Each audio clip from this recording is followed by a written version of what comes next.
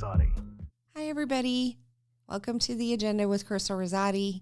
I'm your host, Crystal, and I'm glad to see you all back. We're going to talk about more gender ideology tonight, but we're going to mix it up a little bit with Title IX, and we'll go over some of the things that have developed in the past couple of weeks as updates to that. If you don't know what it is, stay tuned because you will by the time we get done. The last episode, and every episode before that, we addressed communist goals and the sustainability sustainability goals from the United Nations and how those all mix together to explain a lot of the things that are going on in our culture right now in the culture war. We talked about big pharma, the money that was to be made from the gender drugs, the hormones, the treatments. We talked about the history of gender ideology, and we talked about your friend and mine, Alfred Kinsey, and we talked about John Money, those two really perverted men, pedophiles basically, who had a big part in the whole gender ideology aspect. This episode, I want to dive in a little deeper again into not just Title IX, but also some of the risks from the treatments. I want to start with that because I'm trying to paint the picture of why we care so much about the gender ideology, the LGBTQ plus platform, the events that are going on with that, and kind of expose, not just from me, but as you know, I bring the receipts, from some experts as to what those risks are so that we understand the problems that can come from that whole gender ideology space. We're going to look at some statistics. We're going to look at the Title IX changes that just occurred, as I mentioned. Title IX actually governs sex discrimination across the board in the United States. And they just made some recent changes. So I want to talk to you about that. And then we'll talk about what's going on to fight against this. I want to start with some biblical references, as we usually do. One of the verses that I really thought applied here is 1 Corinthians 14:33. It says, "For God is not the author of confusion, but of peace, as in all churches of the saints." When we talk about gender dysphoria, it really means gender confusion. And right here, we see it's not of God. And if it's not of God, guess who it has to be from? Satan. There's only two spiritual forces in the world, and that's good and evil. That's God and Satan. And if God's not the author of confusion and gender dysphoria is confusion, then clearly you can draw a conclusion from that. John 10:10 says, "The thief cometh not, but for to steal, kill, and to destroy. But I am come that they might have life and that they might have it more abundantly." We hear all the time about the depression, the anxiety, particularly in the transgender space. The common theme from the psychological authorities, quote unquote, the experts is, would you rather have a dead daughter or a transgender son?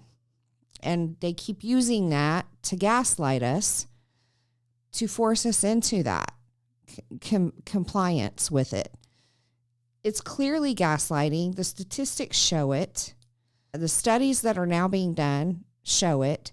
And if you know anything about, I'm just going to use pharmaceutical trials, for example. Pharmaceutical trials go through stages. So there's phase 1, phase 2, phase 3. Phase 1 is usually animal testing. Phase 2 is usually against healthy adults, healthy humans. Could be pediatrics too, sorry. And then phase 3 is against people that actually have the clinical indication that the drug is trying to fight. There's something else, like at the end of phase 3, you get approval. But then there's something called observational studies, which are phase 4 studies. Those are the ones that follow the science after it's been approved and goes into mass manufacturing and mass acceptance in human populations. The phase 4 studies can last 20 years. They can last 30 years. And what they're doing is looking at long-term effects, because typically a phase 3 trial is only 3 years. It's only 3 years long. That's not long enough to determine long-term side effects from something.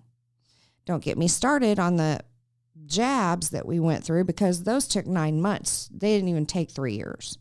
So, I want you to think in terms of logic there.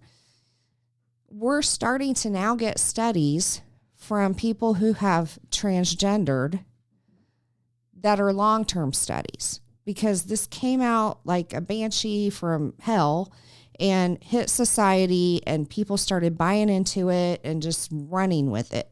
And there wasn't enough time to do any observational long-term studies, nor was anybody really desiring to do it.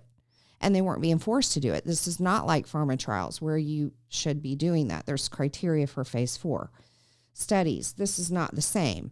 So we're just now starting to get studies where people are actually interested in the detrans population and in people that have transitioned over the long term. So I want you to think about that, because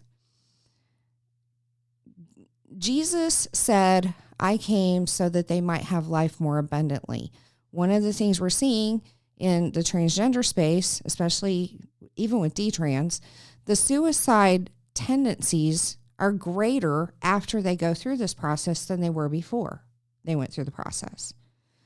If it was of God, that wouldn't be the case, because Jesus said he came to give us life more abundantly. But the thief, Satan, came to steal, kill, and destroy. This anxiety and depression phenomenon that we're experiencing in the younger generations, and the confusion and all of that, did not come from God. I just want to point that out. Let's go to 2 Timothy 1:7. It says, for God hath not given us the spirit of fear, but of power and love and a sound mind. Key words there, sound mind. A sound mind isn't confused. A sound mind is stable. That comes from God. When we become a child of his, he gives us that.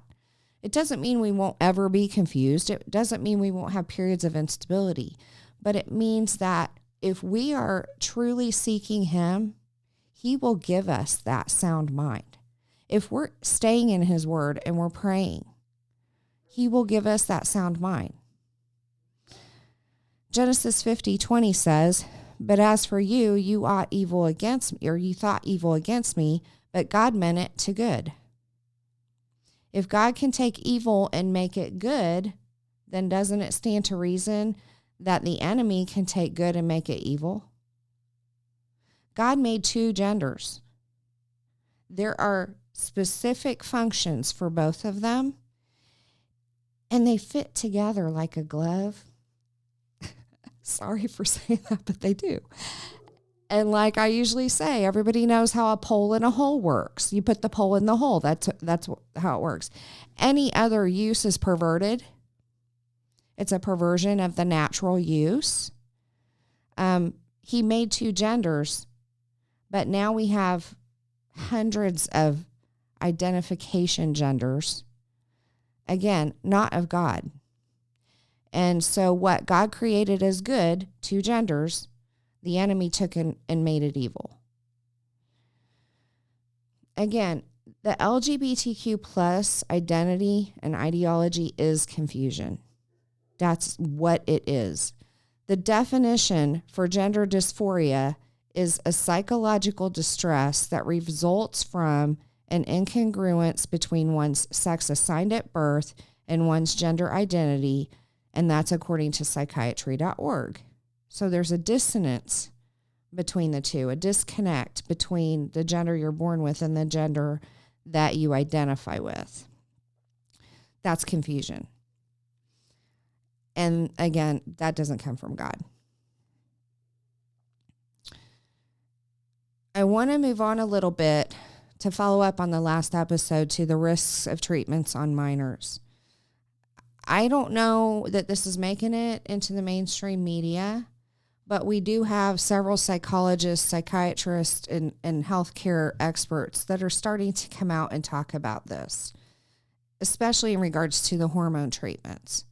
So some of the things that hormone blockers will do, and that's hormones that are given like before puberty hits to stop the puberty.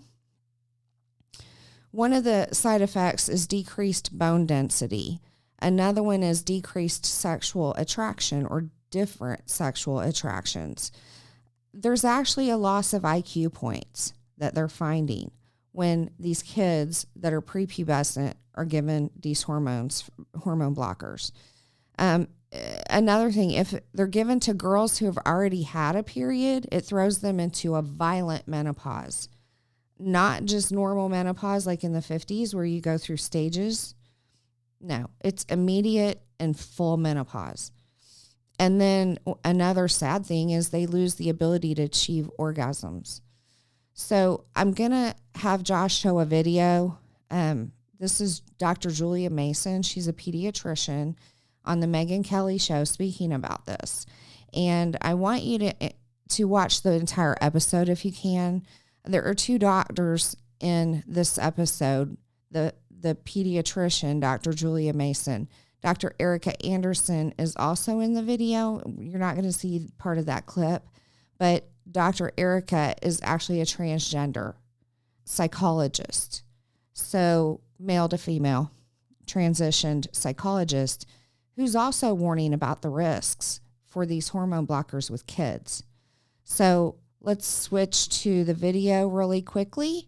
And again, this is just a clip from the video, so make sure in the references down at the bottom, you click the link to watch the full episode. I really want to encourage you to do that. Julia, can you outline what some of them are? Sure. Puberty blockers are medicines that shut down the production of all the sex steroids. So estrogen, progesterone, testosterone, all of them. And the sex steroids are important in adolescent development. This will start as young as age 8 or 9 in girls and 9 or 10 in boys. The use of puberty blockers has been associated with significant bone density problems, even in kids who were administered puberty blockers for the treatment of precocious puberty. And I want to mention that precocious puberty is treated with puberty blockers.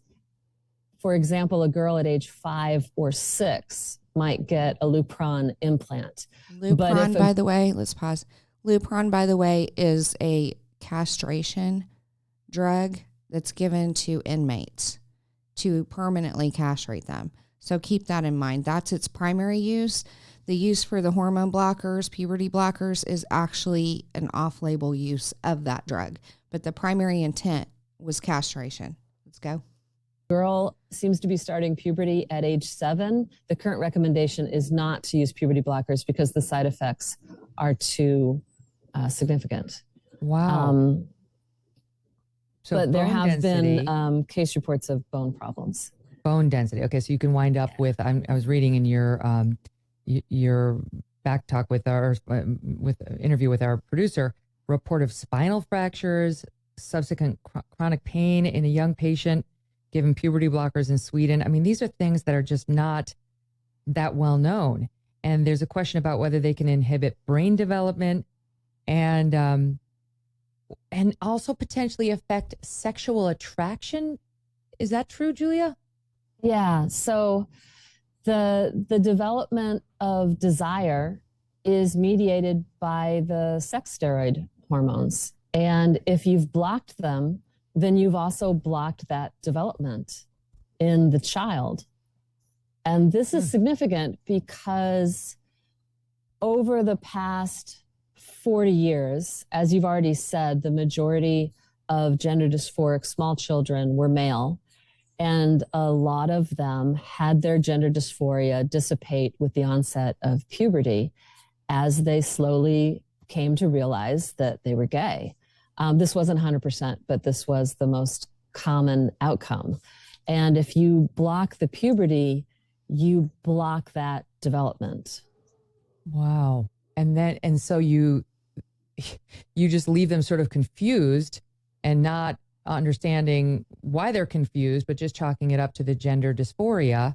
Whereas if they had just been allowed to go through normal puberty, they would have realized, oh, I do have an attraction. It's, more than likely to guys. I'm just gay. I'm not. For a second.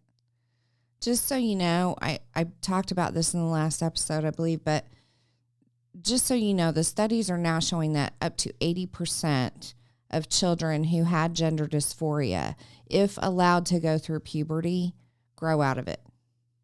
So they naturally come through puberty, they go through the changes, and they're no longer dysphoric. So I think that's important to note here too, because they're talking about blocking puberty. And if you just allow kids to go through it, coach them through it, because I'm telling you, I said this before, I don't know one person who enjoyed puberty. Not one, especially not females. It's not a fun thing to go through.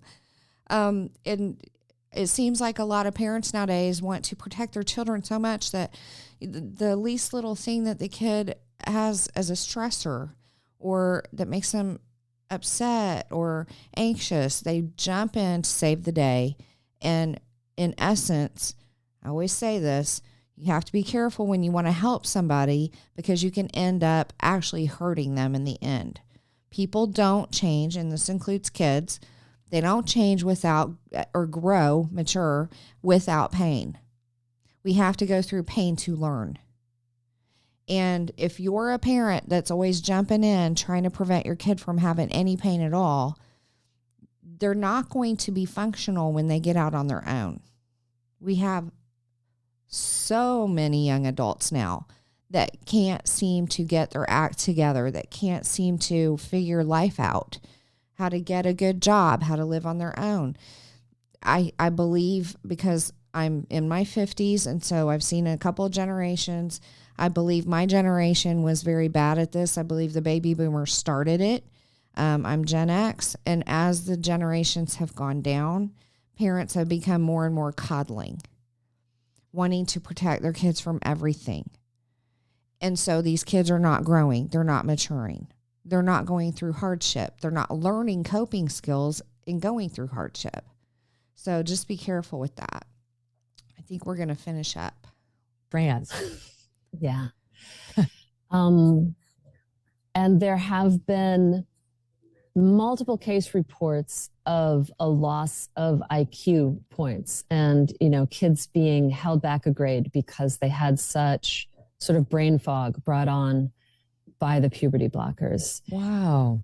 If you give them to a girl who's already started her periods, you're going to put her into an immediate sort of violent menopause. It's a lot worse than when you undergo menopause naturally through your, 50s. It's all at once. And I've heard from young people who had to get the puberty blocker removed after 6 months because they just couldn't think. They were having constant hot flashes, which sounds bad. Yeah, it sounds bad at our age, never mind at a young age. It's not good. What about the question of orgasm? I've seen people raise an issue about whether puberty blockers somehow will inhibit a child's later ability to achieve orgasm. Right. Just like sex hormones are responsible for the development of sexual desire and thus allow children to sort of figure out if they're straight or gay, sex hormones also lead to the development of masturbation and the discovery of orgasm. And we have Marcy Bowers saying to other doctors in a conference that of all her patients, natal males who were blocked at the very beginning of puberty before they had had an orgasm, none of them have achieved orgasm. Wow. She was featured in Matt Walsh's documentary, What is a Woman? Dr. Marcy Bowers. I think we can stop there, Josh. Thanks. So you're hearing it from experts, not just me.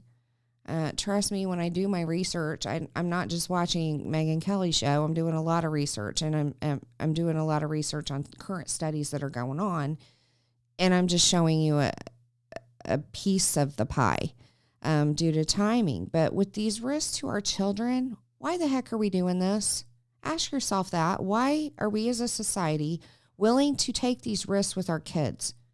What is the deal? Like, where is this coming from? I want to talk to you about Title IX, because how we got to this point has to do with Title IX. The Code of Federal Regulations, Title 34, Part 106, which is also referred to as Title IX. It was created in 1972 as part of the Civil Rights Act. It followed up on the Civil Rights Act, and it was to protect against sex discrimination in the workplace. So that's how it started, to protect women's rights. It only applied to males versus females initially. I want you to keep that in mind. It was supported strongly by feminists, and it came as part of the feminist movement. So they were behind it, pushing for it. The government stepped in, tried to take up for them, created Title IX. It went through many, many amendments over time, though. And there's now Title IX applies to primary and secondary education. So it kind of started in the workplace, then it applied to universities and colleges, and we'll talk a little bit about that. But it ended up being adopted into primary and secondary schools. The part of Title IX that deals with athletics didn't happen until 1979, again, to provide more equality for women. This is where it gets fun. The U.S. Department of Health and Human Services administers the Patient Protection and Affordable Care Act, okay? So we're talking about Title IX, which is part of the Code of Federal Regs. Now we're talking about the U.S. Department of Health and Human Services. In their section 1557, they define sex as pregnancy, sexual orientation, gender identity, and sex characteristics. Didn't quite understand the connection to defining sex as pregnancy, but they have that in the document and they didn't elaborate on it. So I just have to tell you what it says. Let's go to slide 2. Oh, it's okay. We'll skip that one. Thank you. So according to section 1557 of the ACA, I'm going to refer to it as the ACA, the Office of Civil Rights enforces it. So we start with Title IX, which is in the Code of Federal Regs. So that's the Code of Federal Regs is the law of the land. Okay, so that's what the CFR is. Then you have Health and Human Services. Now we're talking about the Office for Civil Rights. So it's referred to as OCR. They're the ones that enforce Section 1557 of the Affordable Care Act, which prohibits discrimination on the basis of race, color, national origin, age, disability, or sex. And here's where you see it says, including pregnancy, blah, blah, blah. Then the Office of Civil Rights states, I'm going to read it off to you, and quote, these civil rights laws enforced by OCR extend to all state education agencies, elementary and secondary school systems, colleges and universities, vocational schools, proprietary schools, state vocational rehab agencies, libraries, and museums that receive U.S. Department of Education funds. I want you to keep that. That's a key statement. Areas covered may include, but are not limited to, admissions, recruitment, financial aid, academic programs, student treatment and services, counseling and guidance, discipline, classroom assignment, grading, vocational education, recreation, physical, and it goes on and on and on. Then it talks about the Americans with Disabilities Act, and it refers to that, and that was put in 1990, and that prohibits disability discrimination by public entities. So that's probably where the pregnancy comes in, because they consider it a disability. We've got all these entities, and I swear I was going to put a slide together. Didn't have time to do it because it's like a freaking spider web. Everything with the government and the UN and the World political scene is all like a spider web. You have this agency that works with that agency, and a piece of this applies to a piece of that. And then you have this is the enforcement office, but it's almost like trying to hide it in plain sight in a way, because there's so many different agencies with the government that you literally have to play detective and put the pieces all together to get the full picture. There isn't one set of rules that states everything. They all refer to each other. The documents all refer to each other. The agencies all refer to each other. So I just want you to note that, because we've talked about that with the UN, haven't we? The International Monetary Fund, the World Wildlife Foundation, the WHO, the WEF, all part of the UN, all kinds. There's probably 25 different organizations that we demonstrated on a slide that are all connected to the UN. And now we've got this in our own government. So in 2015, the Department of Education and Department of Justice under President Obama issued guidance regarding Title IX. This is the first time that they actually expanded the term to include gender identity. Okay, so this was in 2015. And I remember this because I remember hearing about the bathroom bill. And what it did was open up bathrooms, locker rooms, showers to those who identify as a different gender. They can use the facilities of their choice. Okay, so that was a big deal back then. It had never occurred before. They allowed the schools to make sex-based distinctions and to basically segregate the two sexes, but if they did that, they still had to treat transgender students according to their identity. Earlier this month, and by the way, the reference for that will be at the bottom, so check that out as well. It's from the Congressional Research Service from December of 2018.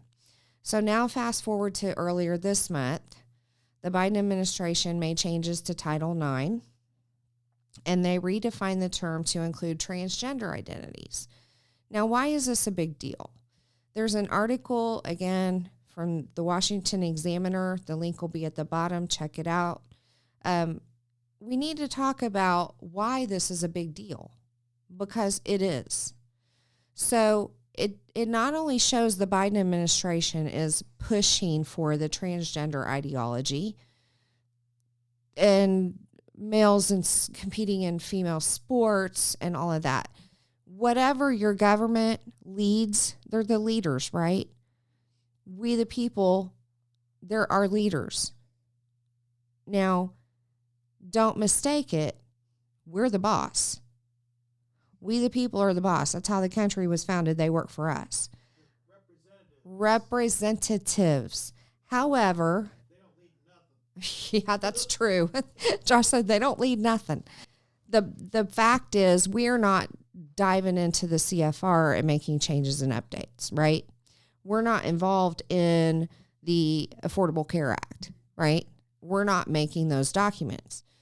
This is why I'm doing these shows, though, because you need to stay involved. We're the boss. We have the ability to impact it. They take public comments before they usually adjust things and implement them, okay? We have a voice. Use it, because we're not using it now. And look at the stuff that's being done. There's a common statement, the squeaky wheel gets the grease. Another common statement, those that scream the most get the most. We're not screaming enough, folks. We're not screaming enough. All right, so it shows that the administration's pushing this, and the way that they're doing it is to cross the streams of females and male sports. So think about that. Who's going to be the most impacted? Who already has been the most impacted? Not males. Females have. Why is that? Because God created two complementary genders. Okay, male and female. Females are generally not as tall and not as strong as males. When you're talking about athletics, strength matters, height matters. So the men are sweeping the awards from these different competitions. Is that fair? No. And ironically, the left wants to talk a good game always about how they care about women. They're all about the women. And yet they're the ones making these rules and updates that are affecting women negatively. It's all gaslighting. That's all it is. And unless you start thinking critically and use your brain to read between the lines and do your homework and do your research and understand that what they say on the surface, you can't trust. You have to go dig yourself. Besides that, listen to both sides objectively. Because guess what? If you're a Christian, you're going to get discernment about which one's the right one. You're going to be able to look at this through the lens of the Bible and understand which aligns with it best. The left is very, very good at virtue signaling, very, very good at making things sound so good on the surface. And if you don't agree with them, how could you be against, fairness? How could you be against respect and diversity and include? How could you be against that? How could you possibly be against that? Well, let me tell you, because you've defined those words in a way that's misleading. It's not true justice. It's not true diversity. It's inclusion at the expense of excluding people. Okay, so don't take things at surface value. Actually do your homework and think about this and listen to both sides. Be objective, be open-minded about it. Another thing it's going to do is eliminate privacy, because the bathrooms are going to be open to whoever. The locker rooms are going to be open to whoever. And the impact on students, think about that, and the parents' rights being affected. Here's the thing. So Title IX didn't actually explicitly say schools had to do this, but they imply it. Schools then create policies to try to comply with it the best they can, right? They want to shine. They want to look like the beacon on the hill because they did it right. And so they create their school policies. And there are many schools now that require their staff to use the preferred names and pronouns of students.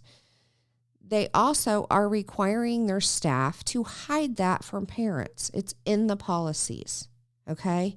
So you need to be vetting that with your school if you have any concerns whatsoever.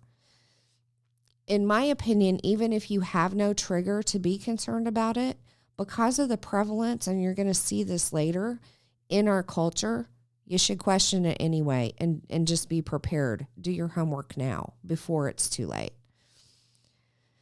On top of that, the Department of Education, so here's another entity, right, can impose a fine and potentially deny further institutional access to federal funds. So any school, and this includes private schools that take federal money, must comply. Now, I know the big talk is school choice and vouchers, right? It's all we've heard. And it sounds like such a conservative right-wing thing that is being pushed. But guess what? If Christian schools or Catholic schools or parochial schools take voucher money, that's federal money. They're now required to comply with Title IX requirements. So if you think that your kid goes to a Christian school and they're safe, they're not. If you think your kid goes to a parochial school, they're safe, they're not. You need to be checking into it and make sure you know what's going on. Let's take a look at slide 3. I want to just use this to let you know this is the Title 34 out of the Code of Federal Regulations. And right there in the middle, it says educational institutions controlled by religious organizations. That falls under the coverage for Title IX. It's right there. Not going to dwell on that too much. I just wanted you to see it for yourself. I'm moving on to what's being done. Well, luckily, some states have taken action already to negate Title IX changes that were made. Oklahoma schools chief directs all districts not to comply with Biden's Title IX overhaul. This is a link that you're going to find below. It's from the Washington Examiner. The state superintendent of public instruction named Ryan Walters is the one who is the school's chief of Oklahoma schools. He's pushing back. And also in Texas, there's a lawmaker who calls to cancel all federal education dollars to avoid Biden's Title IX war on women. Let's look at slide 4. This is from Oklahoma. We'll just read through a couple of things here. Walters warned the superintendents that the new rule could abolish single-sex extracurricular activities, gender-specific locker rooms and restrooms, and other spaces traditionally maintained for safety and privacy reasons. He also warned that the new rules could make rejecting the use of preferred pronouns for transgender identifying children a Title IX violation. Here's a quote from him. "I expect there will be litigation filed soon challenging the validity of these rules," Walters' letter stated, noting state legislators are considering legislation in Oklahoma to define man and woman by biological sex. I know, as a sidebar, that other states have already attempted doing that. He says, although these rule changes are set to go into effect August 1st, I hope and expect there to be a preliminary injunction and possibly a permanent injunction that would delay the implementation of these rules while the rule is decided in federal court, which could be an indefinite amount of time. Speaking of the Texas lawmaker, State Representative Brian Harrison, let's look at slide 5. He says, and I quote, "Biden is trying to force sexual predators into elementary girls' bathrooms and let woke D.C. bureaucrats take over Texas schools. Texas is a sovereign state.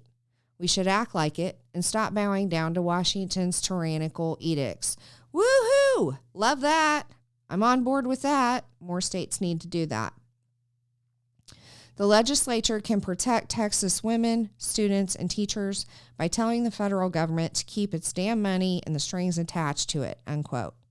Harrison's Tuesday letter, obtained exclusively by the Washington Examiner, was sent to Republican Texas House Speaker Dade Fallon, and it asked the Leadership Commission of the Texas House Public Education Committee to develop a plan to start moving away from the federal education dollars, which Harrison said would not only allow the state to sidestep President Joe Biden's new Title IX rules, but all other crushing federal regulations, which for decades have burdened our public schools.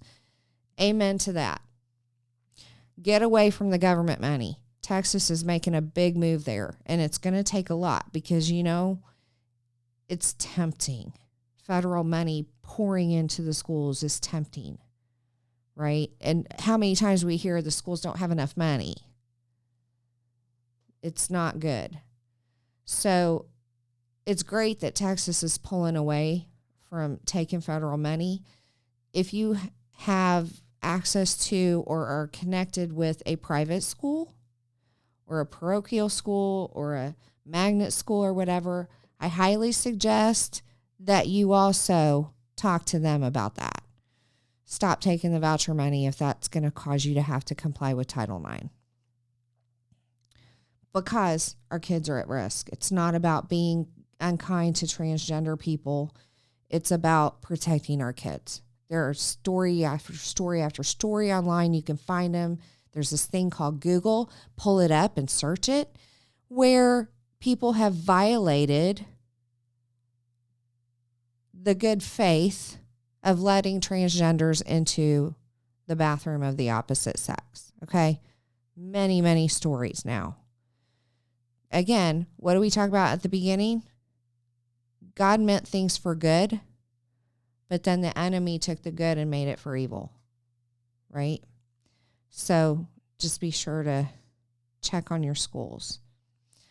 guarantee this is going to end up at the Supreme Court. The Alliance Defending Freedom's already working on lawsuits. we're going to play a clip for you from an interview with Kristenwaggoner from Alliance Defending Freedom. Great organization, by the way. Not being paid as a sponsor from them. No advertising dollars here. But I just think they're a good organization. Yet. But they are actually taking some actions. So let's see what Kristen has to say. How I have seen this change interpreted by many on the left and in what you would call the mainstream media is that this change really doesn't affect women's privacy rights, their ability to compete against one another, that it's really just protecting what they would call, I don't know, gender nonconforming, transgender students, whatever, from harassment. That's all it's about. It's limited. I was told even by some conservatives when I originally posted about this, that this is fear mongering, that this is blowing things out of proportion, that this change is not a big deal. It's not that controversial. I know it's 1,500 pages of regulations, as you said, but break it down for us. What is this change actually?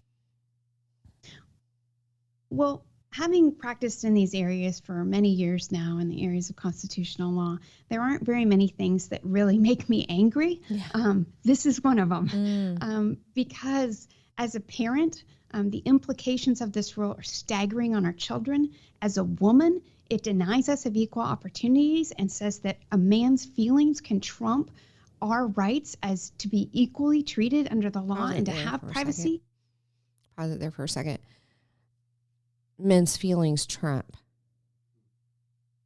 We're in a society that's so emotional and all about feelings and warm fuzzies. And again, we're doing damage to our kids because we're not letting them go through pain that will cause them to mature and grow.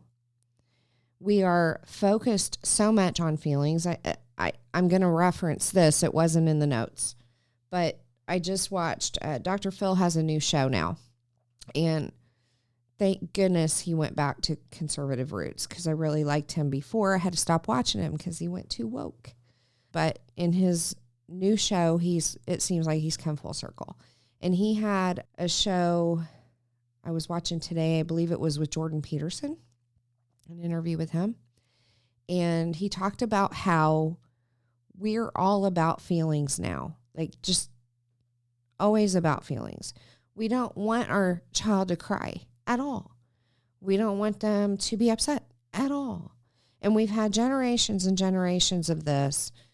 It's not good for anybody.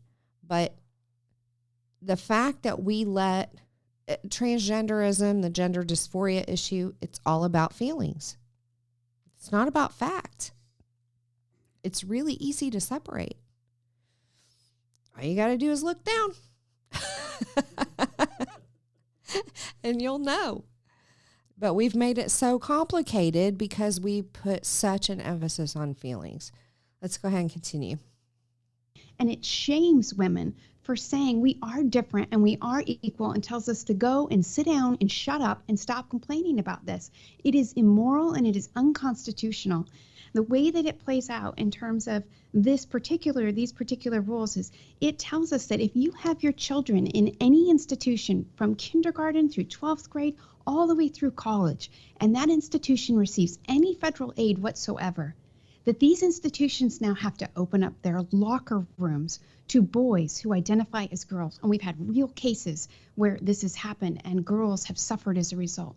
It tells your kids that they have to use the wrong pronouns, that their speech is mandated in different ways. It now means there's no longer a boys' PE class and a girls' PE class, which increases the risk of harm and injury. There are so many different ways that it clearly applies in these instances that the suggestion of fear mongering is, again, it's just an effort to try to force people to be quiet and to not say the quiet part out loud, which is you're defying biological reality and you are crushing women and girls in the process. So there's no fear mongering. You're spot on to be calling this out. It also is likely going to impact women's sports. And this suggestion, I think maybe what you're hearing as well, the guidelines or the regulations don't explicitly say that they apply to sports right now. Well, who cares? I mean, that's just political pandering, because the Biden administration has already said very clearly that this redefinition does apply to sports. That's the BPJ case that I just referenced. Right now, we are litigating a case that is going to be heading up likely to the U.S. Supreme Court soon, and the Department of Justice has taken the position that a boy who decided that he was going to identify as a girl has now displaced a number of kids in that particular school in the track and field competitions.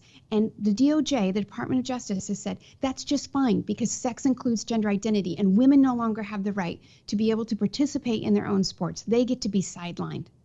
Yes. Sorry, I just get it. It's not stunning to me. And apologize. we got to have people stand up on this because there are so much implications. One more thing, Allie, that I Please. need to mention that is so concerning about this is the regulations themselves actually embrace secret transition policies. I'm sure you've seen the cases that are going on. We're litigating a host of cases right now where school districts are adopting these policies and they're secretly transitioning kids and lying to the parents. The Biden administration regulation endorses that in the regulation itself. In an earlier episode, we talked about the Whole Child, Whole School, Whole Community program from the CDC. If you haven't seen the global education episodes, you need to go back and watch them because that's what she's talking about. We have health professionals on site. All right, we already have mental health professionals on site, and we usually have a school nurse. But the CDC is pushing, in Indiana, where I live, signed a resolution 2 sessions ago to move to this format. The CDC wants all services on site. We're talking doctors, dentists, optometrists, the whole thing. Now, when she talks about secretly transing the kids, that's already occurring in some areas in the nation because they've already implemented things like this. And so because of Title IX types of actions where it limits the speech between teachers and parents and staff and parents, they're not allowed to tell. They can transition your child and you won't even know it. They can put them on hormone blockers and you won't even know it. Puberty blockers, sorry. They can put them on hormones and you won't even know it. They can refer them for services, including abortions and transgender surgeries, and you won't even know it. And wait until those services are actually on the school campus. Because right now, not all of them are, but we're moving in that direction. You won't have a clue. So this is shameful. But the good news is Europe is backing down from gender affirmation methodology and pushing that. The UK closed the Tavistock Clinic, I want to say 2 or 3 years ago, which was the only gender clinic in the UK. Part of the reason they closed it is because a detransitioner sued the Tavistock Clinic for pushing her through gender affirmation and gender affirming care and treatment. And the UK got wind of it and actually did an investigation and found that was true. They were doing it with all kinds of kids. And so the government stepped in the UK and closed the Tavistock Clinic down. France has backed off of gender affirming care. Finland has, Sweden has, Norway has, and Denmark has. So all of these European countries have backed off of it completely. We're just behind the 8 ball, but it's getting better because 22 states have banned gender affirming care for minors. And that's according to the Human Rights Campaign website, which if you know anything about the Human Rights Campaign, it is a far left source. So I personally am really happy about that, and I'm pulling it from their website. So just so you know, the link to that is going to be below in the references, so be sure to check that out. Let's take a look at slide 6. So this is American self-identification as lesbian, gay, bisexual, transgender, or something other than heterosexual from 2012 to 2023. Purpose of this is that green line are those that identify as LGBTQ+. And I want you to notice the trend, right? We know there's a trend going up. But according to this is from the Gallup poll, and they did it in March, the U.S. is now up to 7.6% of people identifying as LGBTQ+. So remember how they kept pushing and saying, oh, it's less than 1% of people that identify as that. It's a minority. We should support it. Well, now we're up to 7.6%. Doesn't sound like a whole lot, but when you look at the trend, it's bad. In 2020, it was 5.6%, and in 2012, it was 3.5%. So in a matter of 8 years, 12 years, we've doubled the amount of people on the spectrum of LGBTQ+. And just extrapolate that out. If we continue to double, I guarantee it's going to be higher than that. It's going to be more than doubling in the next few years. It's probably going to double every year the way things are going. It's not good. Look at slide 7. This is also from the Gallup poll. It says, overall, each younger generation is about twice as likely as the generation that preceded it to identify as LGBTQ+. More than 1 in 5 Gen Z adults ranging in age from 18 to 26 in 2023 identify as LGBTQ+, as do nearly 1 in 10 millennials. It's 10%. Age 27 to 42. The percentage drops to less than 5% of Gen X, 2% of baby boomers, and 1% of the silent generation. So look at the increase from the silent generation of 1% to Gen Z adults, which is more than 1 in 5. So 20%. From 1% to 20%. Let's look at slide 8. This is the U.S. adult self-identification as LGBTQ+ by generation. So this is demonstrating what I was saying earlier. The silent generation is the oldest. It's at the bottom, and you've got 1.1%. Look at the difference even between the baby boomers and Gen X, and then Gen X and the millennials, and then look at the difference between the millennials and Gen Z. Tell me it's not being influenced somehow. Tell me there's no agenda. Name of the show, because there's a reason for that. Let's look at slide 9. This is LGBTQ+ identity by generation, but it's split out into the type of LGBTQ designation. So look at the transgenders. The oldest generation is on the right, and it works backwards towards the left. 0.4% in the silent generation.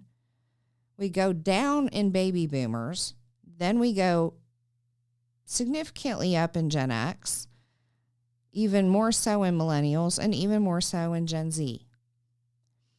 Now we're up to 2.8% of the people that identify as LGBTQ identify as transgender. Looks like most of the people identify as bisexual. That's interesting. So let's move to closing. Why are we fighting this? Like, why do I think it's important to tell you all this information? Why do I have a passion to fight it? I don't think, as I said earlier, it's ever okay to be unkind to anybody because of their identity, ever. We're not supposed to be unkind to people, period. But admittedly, I have a little bit of problem if people disrespect me and holding back. That's a struggle I have and a weakness. I'm pretty good at it, but, not always. But I would never be unkind to somebody because of their identity. I have never been unkind to somebody because of their identity, but I have seen people who are. And I get fired up like I want to defend them. Do I agree with their lifestyle? No, but I nobody deserves that, right? It's when you look at this through the lens of Christ, it is confusion. How can you be angry with somebody because they're just confused? You can't. Some people at the Pride events are rebellious about it. That I have a problem with. But just to be one-on-one with somebody, I just can't see being unkind. But that's not to say that we shouldn't be protecting the kids. And that's my biggest concern. I'm kind of more of a libertarian type, so do you, boo, if you're an adult. But we should not be pushing this ideology on kids. We should not be pushing the kids into it, creating the confusion, contributing to the confusion. They depend on us adults to guide them and direct them. Why are we not doing that? Instead, we're running to people who got a degree, and we call them experts.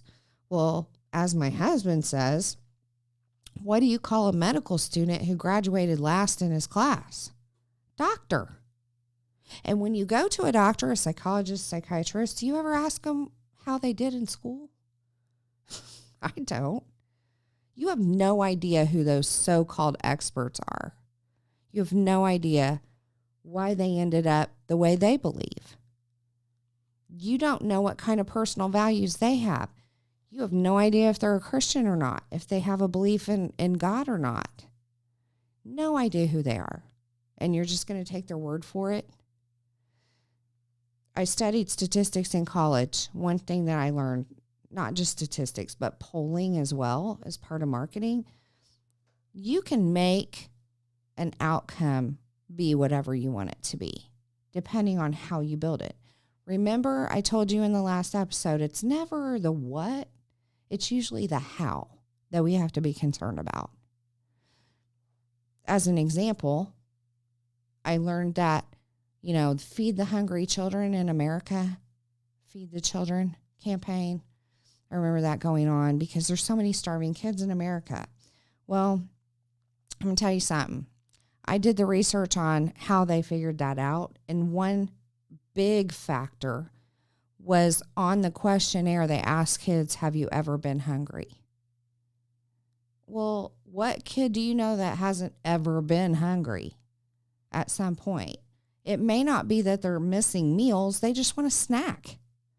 They burn a lot more energy than we do as adults. Of course, kids are hungry at some point. And then use your brain and go look up the obesity rates in children in America. They totally contradict each other completely. So you have to look past the what and study the how. How are they getting these things? How are they getting these answers?